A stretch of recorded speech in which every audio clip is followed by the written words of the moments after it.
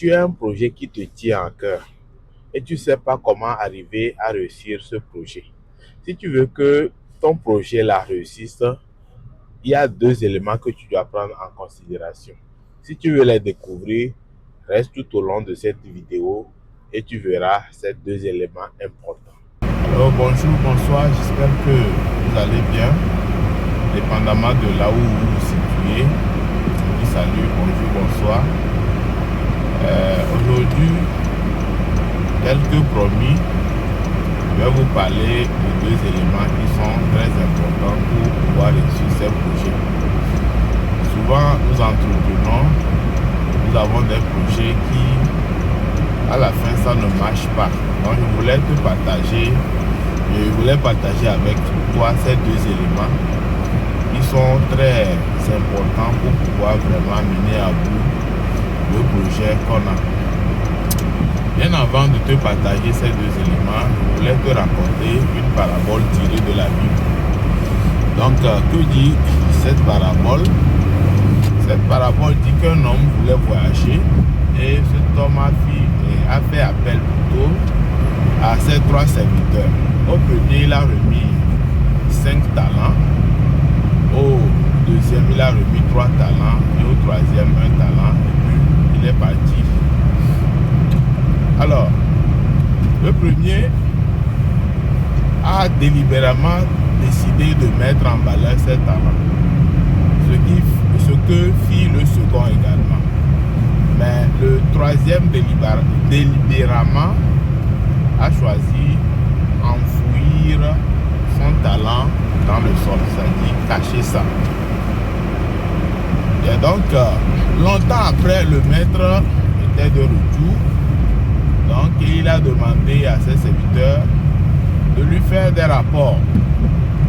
Donc, le premier, qui a reçu initialement 5 talents, a présenté maintenant 10 talents à son maître.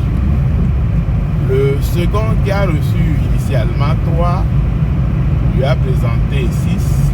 Et le dernier est venu avec son seul talent qui lui a été remis. Alors, le maître n'a pas été du tout très content par rapport au troisième qui n'a pas voulu vraiment mettre en valeur le talent qui lui a été remis. Dans cette parabole a une portée spirituelle, mais c'est une parabole qui a été tirée des faits, des vécus des hommes. Donc, la leçon qui est derrière cette parabole, j'aimerais qu'ensemble nous puissions voir, c'est-à-dire ce que cela peut nous apporter. Et donc, premièrement, les talents. Donc, si tu veux réussir ton projet, le projet que tu as actuellement, première chose, tiens compte de tes ressources. Quelles sont les ressources dont tu disposes? Les talents, ce sont des ressources que tu as. Les talents, ce sont tes ressources que tu as.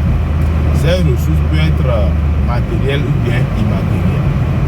Donc, ce qui veut dire que ton talent peut être ton intelligence. Ton talent ou bien tes ressources peuvent être tes aptitudes à faire un travail.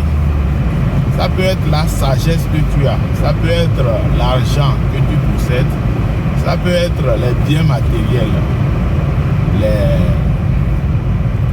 Les espaces de terre que tu as. Le bétail que tu as. Ça peut être les richesses que tu possèdes. Donc ce sont tes ressources. Maintenant, à chaque projet, tu n'es pas obligé de mobiliser toutes les ressources. Mais il y a des ressources importantes que tu dois mobiliser, qu'on appelle les ressources clés.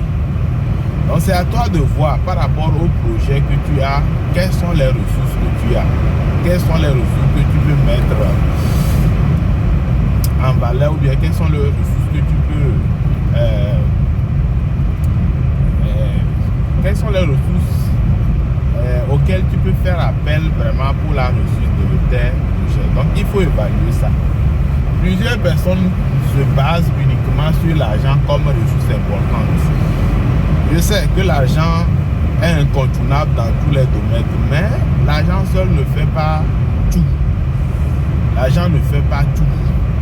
Donc il faut considérer, n'est-ce pas, les aptitudes aussi. C'est important de considérer les aptitudes. Tel que je le dis, l'argent seul, l'argent ne constitue pas forcément une ressource clé. L'argent ne constitue pas à lui seul une ressource clé.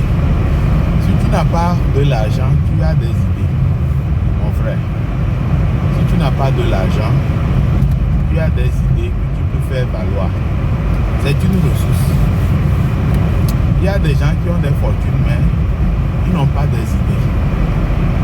Tes idées, ton intelligence, ta sagesse, ton aptitude à faire quelque chose, il faut prendre ça en considération. Il faut le prendre en considération, mon frère, c'est important. C'est important de le prendre en considération. Donc, il faut mobiliser tes ressources. Personne ne peut dire dans ce monde qu'il n'a aucune ressource pour pouvoir évoluer, pour pouvoir mener à bien le projet qu'il a. Mener à bien ce qu'il a dans sa tête. Personne ne peut le dire parce que Dieu a également réparti les ressources. Je reprends. Dieu a également réparti les ressources. Donc ne vois pas l'autre en disant que l'autre en a de trop. Toi tu n'as pas assez. Comme peut-être le troisième serviteur. Je me dis qu'il aurait dit que les autres ont reçu beaucoup, lui n'a pas reçu assez. Ce n'est pas ça. Dieu a également reparti les ressources. Si tu n'as pas de l'argent, peut-être tu as l'intelligence. Si tu n'as pas de l'argent, peut-être tu as des aptitudes. Si tu n'as pas de l'argent, peut-être tu as la sagesse. Donc les ressources clés, les ressources que tu as, tu dois vraiment faire leur inventaire et ressortir les ressources qui sont adaptés au projet que tu veux réaliser. C'est important. C'est important. Je ne sais pas là où tu te trouves en ce moment, mais je veux te dire que tu as des ressources. Parce que Dieu t'en a donné. Dieu en a donné à tout le monde. Pour des gens, ils ont des imaginations, ils ont de la créativité. Mon frère, tu as des ressources. Il faut essayer de faire une rétro-expression pour voir de quoi tu es capable. Ce sont des ressources. Est-ce que c'est clair? Donc, tel que dans la parabole, les serviteurs ont reçu les ressources, les talents. Peut-être c'est de l'argent, peut-être c'est une aptitude, peut-être c'est un savoir-faire, un savoir-être, une connaissance. Chacun a reçu ça, ses serviteurs. C'est de la même façon, tout homme sur cette terre a reçu quelque chose qui peut mettre en valeur. Il faut en tenir compte. Ok? Il faut en tenir compte. Donc quelqu'un a donné cet exemple que si nous prenons la terre comme une entité, la terre a des ressources.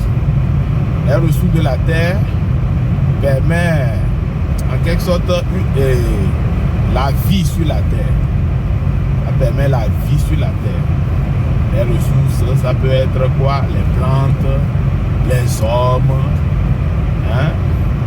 Les hommes, les ressources minéraires. Hein?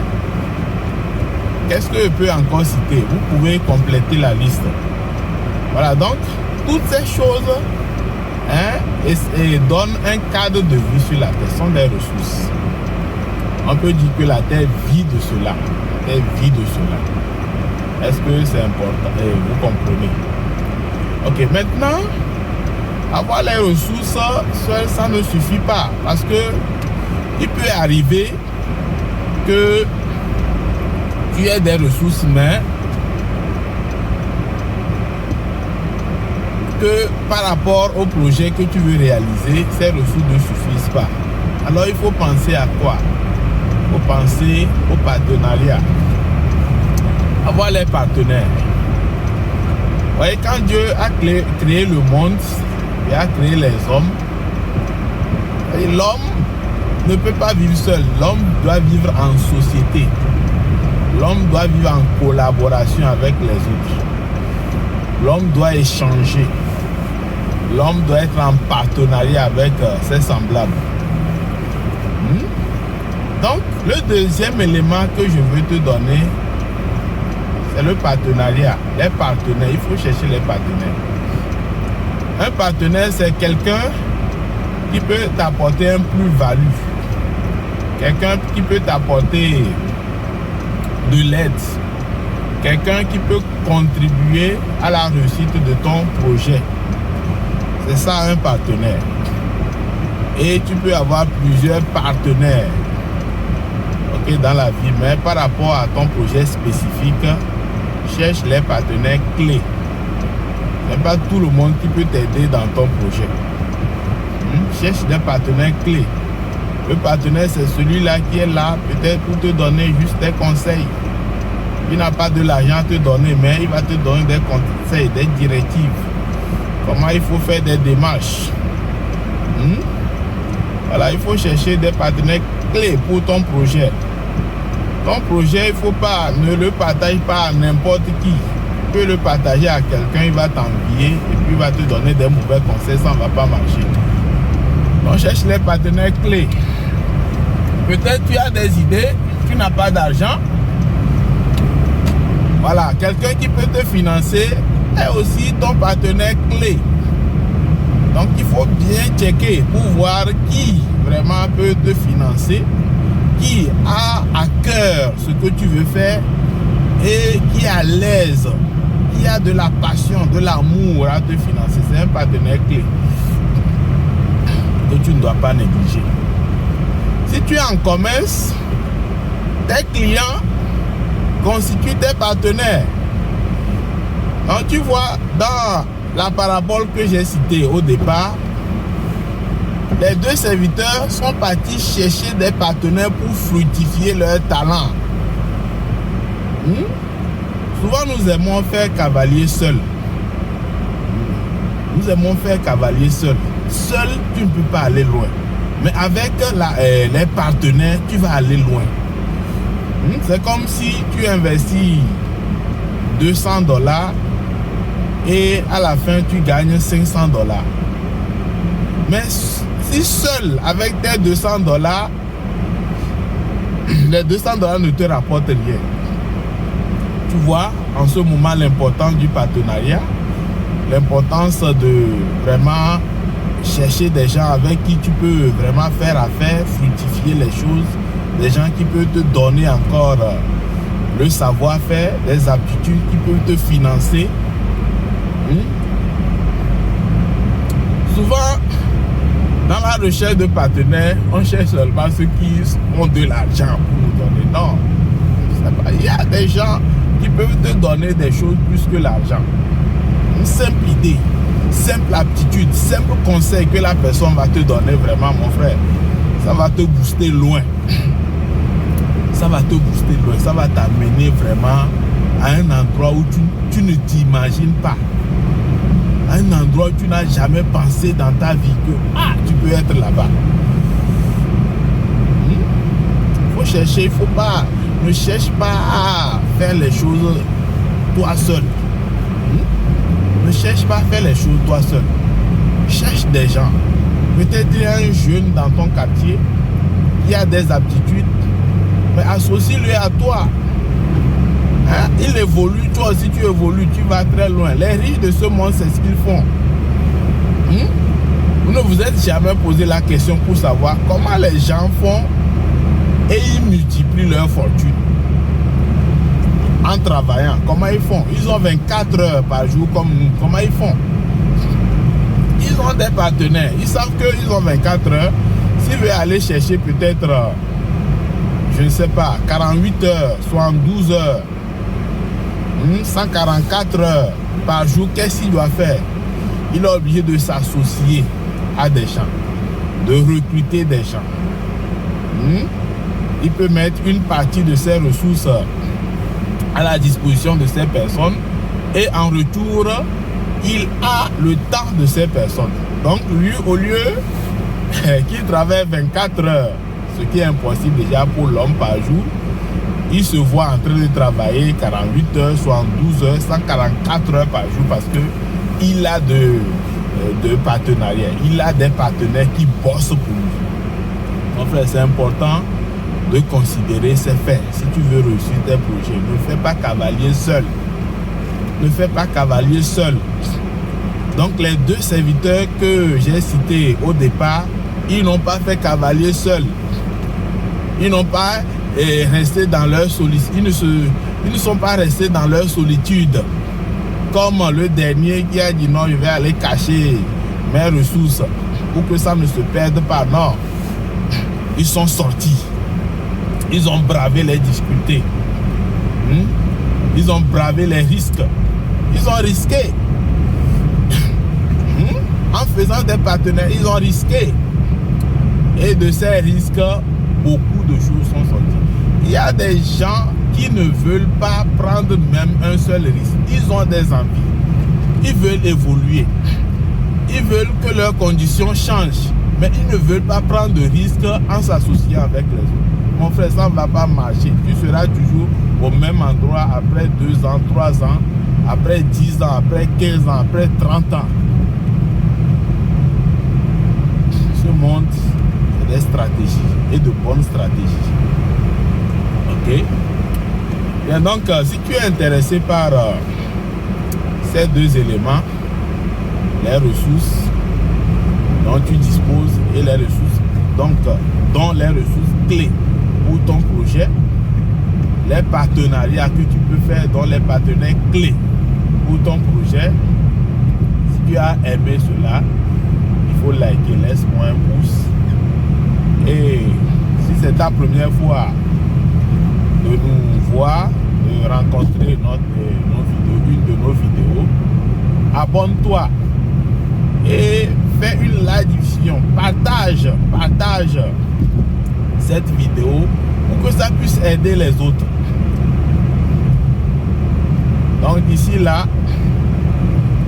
on va se donner rendez-vous pour de prochaines vidéos. Et d'ici là, porte-toi bien et à nous revoir. Bye bye.